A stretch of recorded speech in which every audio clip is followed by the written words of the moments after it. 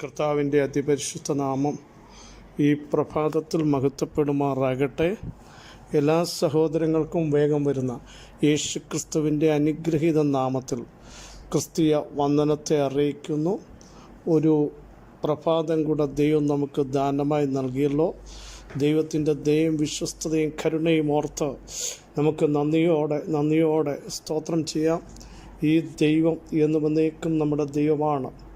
ജീവപര്യന്തം നമ്മെ വഴി നടത്തുവാൻ ശക്തനായിരിക്കാൻ അവിടുത്തെ ബലമുള്ള കരങ്ങളിൽ നമുക്ക് താഴ്ത്തിയേൽപ്പിക്കാം. തങ്കലേകാഗ്രചിത്തന്മാരായിരിക്കുന്നവർക്ക് വേണ്ടി തന്നെത്താൻ ബലവാനെന്ന് കാണിക്കേണ്ടതിന് യഹോവയുടെ കണ്ണുകൾ നമ്മളെയൊക്കെ ദർശിക്കുന്നതിനാൽ ഇന്ന് പകൽ നന്ദിയോടെ സ്തോത്രം ചെയ്ത് ദൈവത്തെ വാഴ്ത്താം. ഹല്ലേലൂയ. എൻ്റെ ജനം ഒരു നാളും ലജ്ജിച്ചു പോകില്ല, ഞാൻ അവരുടെ നടുവിലുണ്ട്. ലജ്ജിപ്പിക്കുമെന്ന് പിശാചു പറയുമ്പോൾ, ഇല്ലാതാക്കുമെന്ന് പറയുമ്പോൾ അതിൻ്റെ നടുവിലും ലജ്ജിപ്പിക്കാത്തൊരു ദൈവം. അവിടുന്ന് പറയുക, ഞാൻ എൻ്റെ ജനത്തിൻ്റെ നടുവിലാണുള്ളത്. ഭയത്തിൻ്റെ നടുവിൽ എൻ്റെ യേശുവുണ്ട്. ചോദ്യങ്ങളുടെ നടുവിൽ എൻ്റെ യേശുവുണ്ട്. എല്ലാറ്റിൻ്റെയും സകല പ്രശ്നങ്ങളുടെ ഉത്തരമായ കർത്താവ് നമ്മുടെ മധ്യമുണ്ട്. രക്ഷിക്കുന്ന വീരനായി അവിടുന്ന് നമ്മുടെ മധ്യ ഉള്ളതിനാൽ ഇന്നും പകൽ നന്ദിയോടെ സ്തോത്രം ചെയ്യാം. ധൈര്യത്തോടെ ഈ പ്രഭാതത്തിലും പറയാം, എൻ്റെ നീതിമാൻ വിശ്വാസത്താൽ ജീവിക്കും. ഈ ഒരു പ്രഖ്യാപനം നമ്മുടെ അകത്ത് വെളിപ്പെടുമെങ്കിൽ ലോകത്തിലൊരു ശക്തിക്കും നമ്മളെ തൊടുവാൻ സാധ്യമല്ല. അകത്ത് വിശ്വാസം നിറഞ്ഞവർ ധൈര്യത്തോടെ പ്രഖ്യാപനങ്ങൾ നടത്തുക മാത്രമല്ല, സ്റ്റെപ്പുകൾ എടുക്കും. ഏത് അന്ധകാര മണ്ഡലങ്ങളെയും ജയിക്കാനുള്ള കരുത്തും കൃപയും ദൈവശക്തിയും അവിടുന്ന് നമ്മുടെ മേൽ പകരും എന്നുള്ളതിന് സംശയമില്ല. പൗലോസ്ലീഹയുടെ ഭാഷയിൽ പറഞ്ഞാൽ, ആരെയാണ് വിശ്വസിച്ചിരിക്കുന്നതെന്ന് എനിക്കറിയാം, ആ ദിവസം വരെ എന്നെ കാക്കാൻ അവിടുന്ന് ശക്തനാണ് എന്ന് ഞാൻ ഉറച്ചിരിക്കുന്നു. വലിയൊരു ഉറപ്പ് നമ്മുടെ അകത്ത് അങ്ങനെ ഉണ്ടോ സഹോദരങ്ങളെ? അപ്പോൾ പറയും, പ്രശ്നങ്ങളുടെ നടുവിൽ അങ്ങനെ പറയാൻ പറ്റുമോ? പൗലോസിന് പറയാൻ പറ്റും. ഭയങ്കര പ്രതിസന്ധികളല്ലേ, അകത്തും പുറത്തും എല്ലാം താൻ അനുഭവിച്ചു. പ്രാണഭയത്തിലായി. അന്ധകാര മണ്ഡലങ്ങൾ തന്നെ തകർത്തെറിഞ്ഞപ്പോഴും ദൈവത്തിൻ്റെ കൃപയുടെ വലിപ്പം താൻ രുചിച്ചറിഞ്ഞിട്ടാണ് പറഞ്ഞത്, ഞാൻ ആരെയാണ് വിശ്വസിച്ചിരിക്കുന്നത് എന്ന് എനിക്ക് അറിയാം. ആ ദിവസം വരെ എന്നെ കാക്കാൻ, എന്നെ നടത്താൻ, എന്നെ ശക്തീകരിക്കാൻ, എന്നെ കൊണ്ടുപോകാൻ കഴിവുള്ള ഉന്നതനായൊരു ദൈവമുണ്ട്, നസറനായൊരു കർത്താവുണ്ട് എന്ന് ഇന്ന് പകൽ നമുക്കൊന്ന് ഉറപ്പാക്കണം. പ്രതിസന്ധികൾ വരാഞ്ഞിട്ടല്ല, പ്രതികൂലങ്ങൾ വരാഞ്ഞിട്ടല്ല, അതിൻ്റെ നടുവിലും സേവിച്ചു വരുന്നവനും എൻ്റെ ഉടയവനും ആരാന്ന് എനിക്കറിയാമെന്ന് പൗലോസ് മറ്റൊരിടത്ത് പറയുന്നു. നമ്മൾ സേവിച്ചു വരുന്നവനും നമ്മുടെ ഉടയവനും മാറിപ്പോകുന്നവനല്ല. വാക്കിൽ വിശ്വസ്തനായ ദൈവമാണ്, അനന്യനായ ദൈവമാണ്. ഇന്നലെയും ഇന്നും എന്നേക്കും അനന്യനെന്നാണ് വചനം പറയുന്നത്. അതുകൊണ്ട് എബ്രായ ലേഖനക്കാരൻ പറയുന്നത് നിങ്ങൾ ശ്രദ്ധിക്കണമേ, കർത്താവ് എനിക്ക് തുണ, ഞാൻ പേടിക്കയില്ല, മനുഷ്യൻ എന്നോട് എന്ത് ചെയ്യാൻ കഴിയുമെന്ന് ധൈര്യത്തോടെ നമുക്ക് പറയാം. ഈ ഒരു പ്രസ്താവന നമ്മുടെ അകത്ത് ഇന്ന് പകലും മുഴങ്ങണം. കർത്താവ് എനിക്ക് തുണ. ലോകം മൊത്തം എന്നെ എതിർത്താലും, ലോകമെല്ലാം എനിക്കെതിരായിരുന്നാലും, സങ്കീർത്തനത്തിൽ ദാവീദ് പറയുന്ന പോലെ, ദൈവം എനിക്ക് അനുകൂലമെന്ന് ഞാൻ അറിയുന്നു. ഈ ഒരറിവ് ഇന്ന് പകൽ നമുക്കുണ്ടോ? ദൈവം എനിക്ക് അനുകൂലമാണ്. ഇവിടെ ഞാൻ പതറത്തില്ല, ഇവിടെ ഞാൻ സംശയിക്കത്തില്ല, ഇവിടെ തളരത്തില്ല. ദൈവം എനിക്ക് അനുകൂലമാണ്. വളരെ സുപരിതമായൊരു വാക്യം നമ്മൾ വീണ്ടും ചിന്തിക്കുന്നു. ഉൽപ്പത്തി പുസ്തകം 17-ാമത് അധ്യായം 19-ാമത് വാക്യം.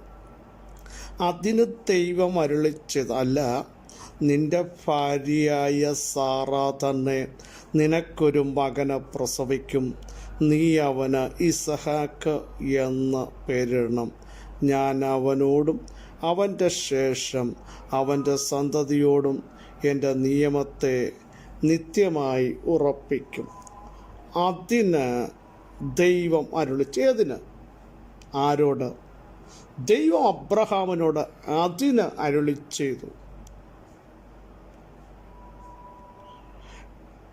ദൈവത്തിൻ്റെ ഒരു പ്രോമിസ് കേട്ടപ്പോൾ അബ്രഹാമിന് വിശ്വസിക്കാൻ കഴിഞ്ഞില്ല.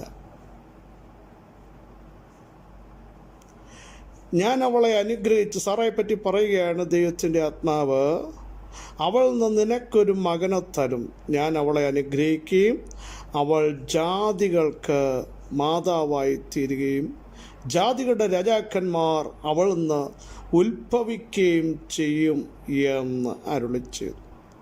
ഈ ഒരു വാഗ്ദത്തം കേട്ടപ്പോൾ അബ്രഹാം കവിണ്ണു വീണ് ചിരിച്ചു. വലിയൊരു തമാശയായി, ഉൾക്കൊള്ളാൻ പറ്റാത്ത ഒരു തമാശയായി, തൻ്റെ ജീവിതത്തിൽ കൺട്രോൾ ചെയ്യാൻ പറ്റാത്തതുപോലെ ചിരി പൊട്ടി കവിണ്ണു വീണു. തൻ്റെ ശരീരത്തിൻ്റെ നിർജീവത്വം അബ്രഹാമിന് അറിയാം. സാറയുടെ ഗർഭപാത്രത്തിൻ്റെ നിർജീവത്വം അറിയാം. അപ്പോഴാണ് ദൂത് വന്നത്. സഹോദരങ്ങളെ, നമ്മുടെ സാഹചര്യം അനുസരിച്ച് ദൂത് ഏറ്റെടുക്കരുത്. സാഹചര്യം എതിരാണ്, ഡെഡാണ്, ഇനി എഴുന്നേൽക്കാൻ പറ്റില്ല, ഇനി വിടുതൽ വരില്ല, ഇനി ഒരു പ്രോമിസ് കാണാൻ യാതൊരു ഹോപ്പുമില്ല. പക്ഷേ വാഗ്ദത്തം അതിൻ്റെ നടുവിലാണ് വെളിപ്പെടുന്നത്. അവിടെ ചിരിച്ച് തള്ളരുത്. അബ്രഹാം ചിരിച്ചത് നമുക്ക് ഒരർത്ഥത്തിൽ കുറ്റം പറയാൻ പറ്റില്ല. തൻ്റെ സാഹചര്യം ലോകപ്രകാരം നോക്കിയാലും അല്ലാതെ നോക്കിയാലും ഇനി യാതൊരു പ്രവൃത്തിയും കാണാൻ തൻ്റെ ശരീരം സജ്ജമല്ല, സാറയുടെ ഗർഭപാത്രം സജ്ജമല്ല. പക്ഷെ വാഗ്ദത്തങ്ങൾ ഇന്ന് പകലിലും സജ്ജമല്ലാത്തതിനെ സജ്ജമാക്കാനും റിവൈൻഡ് ചെയ്യിപ്പിക്കേണ്ട നിൻ്റെ ശരീരത്തെ റിവൈൻഡ് ചെയ്യിപ്പിക്കാനും എൻ്റെ ദൈവത്തിന് കഴിയുമെന്ന് പരിശുദ്ധാത്മാവ് തൻ്റെ ജനത്തെ നോക്കി ദൂത് വിളിച്ചു പറയുന്നു. നമ്മൾ സാഹചര്യങ്ങൾക്കനുസരിച്ചും പരിധികളും നോക്കി, നിയമങ്ങൾ നോക്കി, രാജ്യങ്ങളുടെ നിലനിൽപ്പ് നോക്കി, ശരീരത്തിൻ്റെ സ്ഥിതി നോക്കിയൊക്കെ വിധി എഴുതിയ പല വിഷയങ്ങൾ തലമുറയെ കണ്ടിട്ടൊക്കെ ഇനിയും ഒരു വിടുതലുണ്ടാകും. ഇല്ല, ഇവിടെയാണ് ദൈവത്തിൻ്റെ വാഗ്ദത്തം. ഏറ്റെടുക്കാൻ തയ്യാറുണ്ടോ പ്രിയ സഹോദരങ്ങളെ? കാരണം അബ്രഹാം ചിരിച്ചതിൻ്റെ കാര്യം ഞാൻ പറഞ്ഞല്ലോ. തന്നെ 100 വയസ്സായി.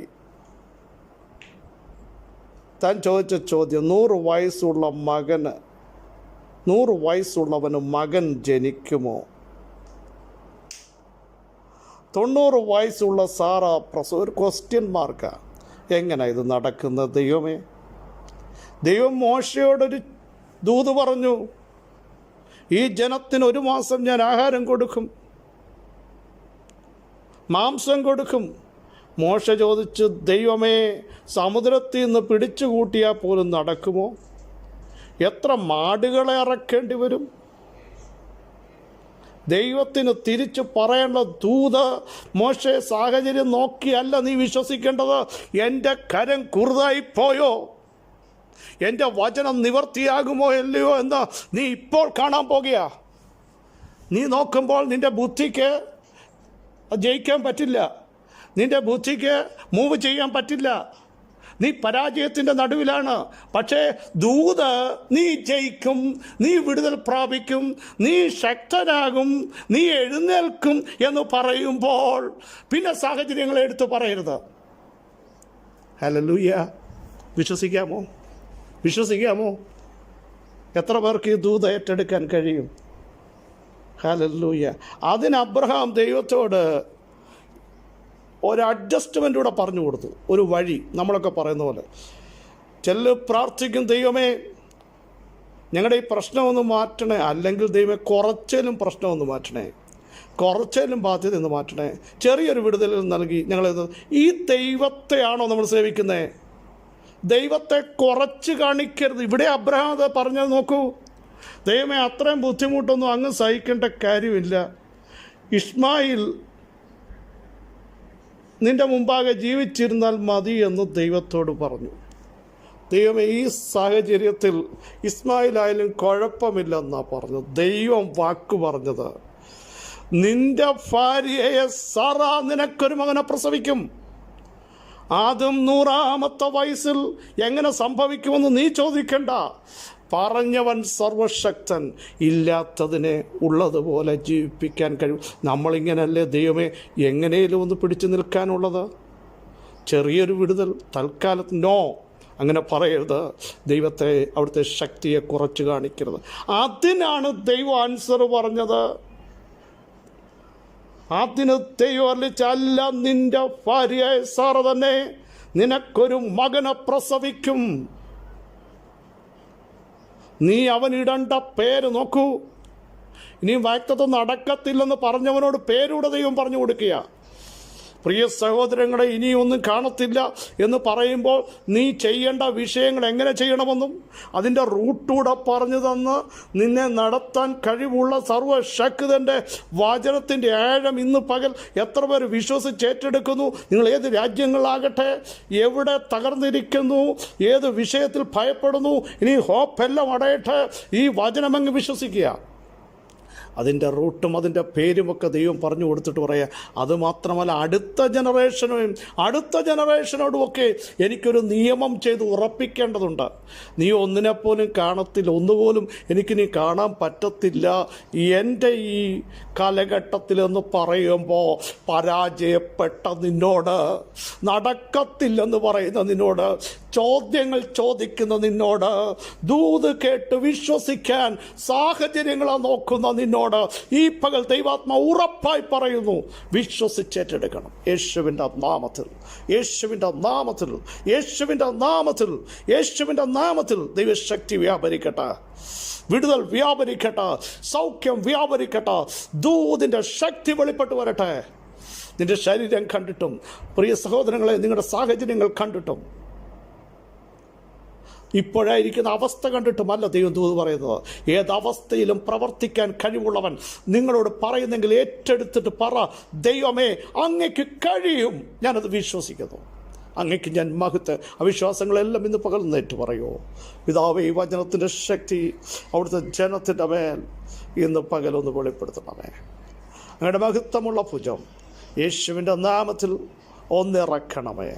സാഹചര്യങ്ങളൊക്കെ എതിരാണ്, ശരീരമെതിരാണ്, രാജ്യങ്ങളെതിരാണ്, നിയമങ്ങളെതിരാണ്. തുറക്കാൻ പറ്റുന്ന യാതൊരു സാഹചര്യമില്ല. വിടുതൽ ഞങ്ങൾ ദർശിക്കുന്നു.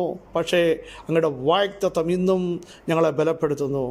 ആത്മാവിൻ്റെ സാന്നിധ്യം ഇന്നും ഞങ്ങളെ ജീവിപ്പിക്കുന്നു. ഞങ്ങളത് വിശ്വസിക്കുന്നു. പിതാവേ, അങ്ങയ്ക്ക് കഴിയും, അങ്ങയ്ക്ക് സകലവും കഴിയും. അങ്ങയുടെ ഉദ്ദേശമൊന്നും അസാധ്യമല്ല എന്ന് ഞങ്ങൾ അറിയുന്നു. ഈ പകൽ നൽകുന്ന എല്ലാ വിടുതലുകൾക്കായി സ്തോത്രം, സമാധാനത്തിനായി സ്തോത്രം. യേശുവിൻ നാമത്തിൽ തന്നെ ആമേൻ, ആമേൻ. അതിന് ദൈവം അബ്രഹാമിനോട് അളിച്ച് ചോദ്യങ്ങൾക്ക് നടക്കത്തില്ലെന്ന് പറഞ്ഞതിന്, ഇസ്മായിൽ മതിയെന്ന് പറഞ്ഞതിന്, ഇല്ല, നിന്നോട് പറഞ്ഞത് ദൈവമാണെങ്കിൽ ദൈവം പറഞ്ഞത് തന്നെ സംഭവിക്കും. ഈ ദിവസങ്ങൾ സായത്തമാക്കാൻ ആത്മാവിൽ ഒരുങ്ങും. ഈ വചനങ്ങളാൽ അവിടെ നിങ്ങളെ സഹായിക്കട്ടെ. ക്രിസ്തുവിൽ നിങ്ങളുടെ സഹോദരൻ പാസ്റ്റർ ബിജു മാത്യു.